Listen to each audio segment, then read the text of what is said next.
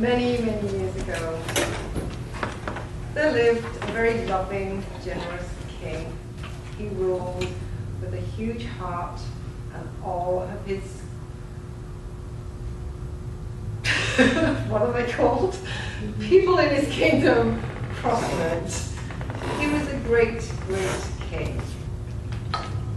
Him and his wife, Florence, King Jonas and his wife, Florence, had 4 beautiful children, and one of their greatest treasures was watching them grow and evolve and to become wonderful human beings that communed with nature. They loved each other and themselves. They put forth the same vibration that the king and the queen had. They loved their land and their world. They were treasures. Sadly, one day, Queen Florence died, and the 4 children became restless. So much to the king's disappointment, the 4 children announced that they would be leaving. They wanted to go forth into the world to see what it was really all about. And whilst the king didn't want them to go, he understood that they had to follow their desires. So he kissed them farewell, and he hoped that they would be home soon. Off they went to seek their dreams. And the letters came in at first regularly, and the king took tremendous pleasure reading about their adventures and the people they met and the things that they saw. And then as the years went by, they became fewer and fewer, till eventually they stopped. The king was beside himself. What has happened to these beautiful children? They seem to have gone out into the world and are lost. I so hope they are not lost forever. He takes counsel, and his counsel reminds him, do not fret, dear Lord. Your children are immersed in a learning experience.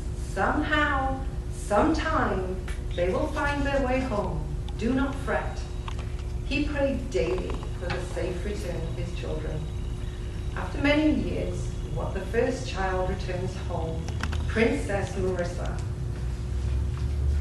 King Jonas was so thrilled to see Princess Marissa, until she got really close up when he was really disturbed, because she was dressed in rags, her hair was disheveled and filthy, and her eyes had completely lost their sparkle. He immediately calls for the royal tailor to dress her up and drip her in gold, and he throws a banquet in her honor of her returning.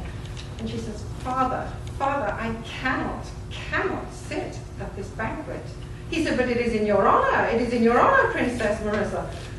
I cannot sit in this huge room next to you with all of this marvelous food. I am just not worthy.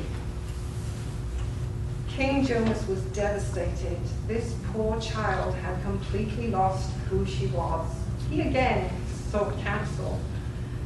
His counsel turned to him and said, Your Honor, you just need to know that she's obviously met with the wrong sort. She's fallen in with beggars and paupers, and she now thinks that she's a beggar and a pauper. We just need to change her mind and get her back to where she's supposed to be. Do not worry.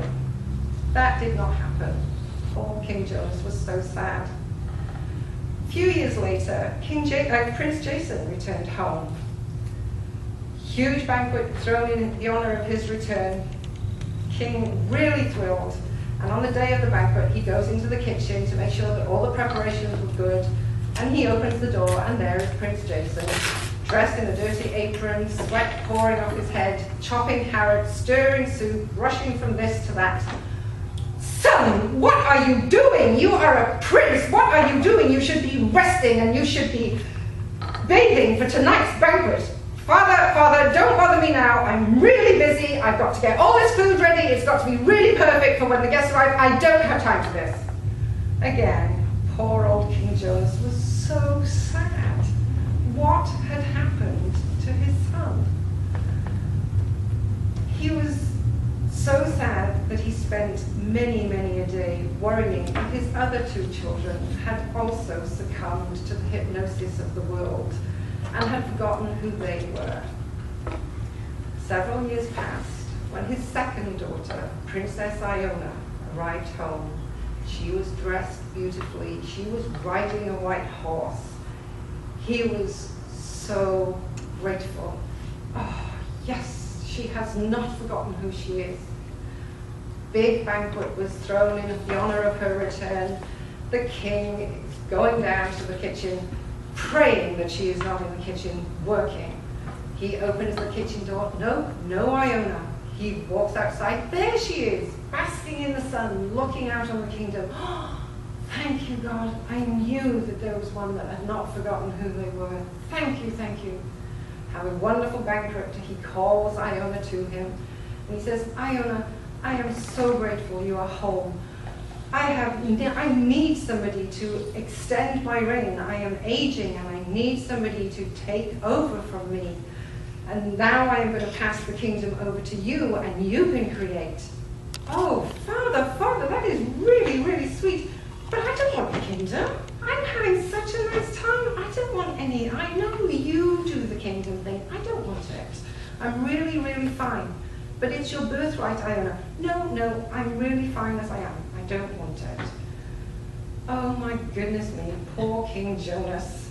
Another one. He wanted his daughter to not just float around smelling flowers. He wanted her to take her position in the world and create as she was born to do. But no, not to be.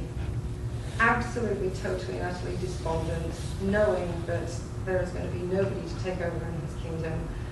Prince Eric comes home less than 12 months later, again, fabulously dressed, regal garb, beautiful black stallion. He rides in, and he's touring. He's touring the kingdom, and he sees his sister Marissa living on a mat under a bridge. What's that? Then he sees his brother, Jason, cleaning the windows and raking up the leaves. Not sure what that's about either. Then he sees Princess Iona singing and smelling flowers. He's getting a little concerned. So he goes to his father and he said, what is wrong? What has happened? His father looks at him and he says, son, you are my only hope. He said, your brother and your sisters have all forgotten their origins. They have forgotten who they are. They have chosen paths that I do not understand. And you are my only hope. I have vested in all of you the future. It is only you that can carry on this wonderful kingdom. With that, Eric looked at his father and he got down on his knees and he took his hand and he kissed his ring. He said, Father, I am not your son. I am not a servant and I am not a beggar. But I am so happy to be home and to know that the joy and the love that you have bestowed in me, I will be able to take forth and spread just as you have done in this land. The king was so delighted. He helped Prince Eric up to his feet, embraced him, knowing that the boy had become a man and that and that the legacy had been fulfilled.